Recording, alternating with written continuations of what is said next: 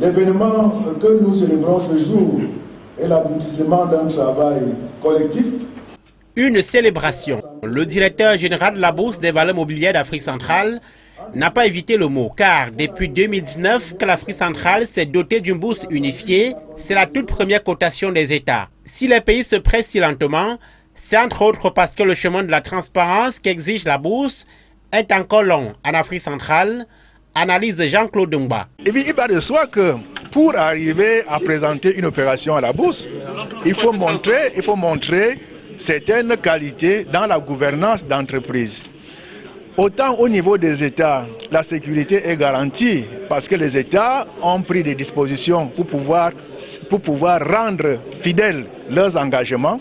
Autant au niveau des sociétés, nous appelons davantage à la culture de la transparence, à la culture de la bonne gouvernance des entreprises pour que vous, les investisseurs, vous les épargnants, vous puissiez faire confiance. Mais la cotation des emprunts obligataires du Congo et du Gabon est un espoir aux yeux des responsables du marché financier sous-régional. Le régulateur est là pour encadrer, veiller à ce que ces opérations se déroulent dans les conditions les meilleures possibles, à la fois pour les émetteurs, pour les investisseurs.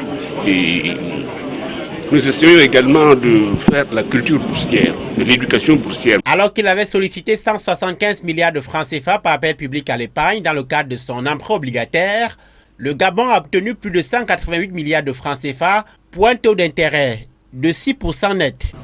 Ici, pour le cas du Gabon, vont servir à financer une partie des moratoires de la dette intérieure, mais également à financer le plan d'action, le plan d'accélération de la transformation de l'économie gabonaise, sur la base desquels nous avons obtenu, en date du 28 juillet, un accord triennal avec le Fonds monétaire international. Quant au Congo, il avait sollicité 100 milliards de francs CFA.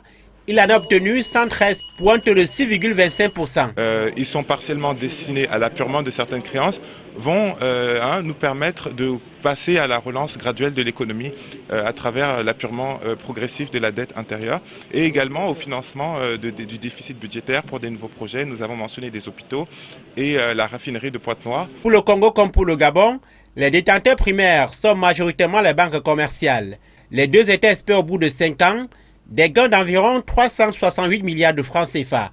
La cotation du Congo et du Gabon porte les obligations de 10 à 12 à la BVMAC. Tous les pays de la CEMAC ont été invités à se joindre aux investisseurs pour développer le marché financier sous-régional et s'assurer ainsi de financement sûr à long terme de leurs projets de développement socio-économique.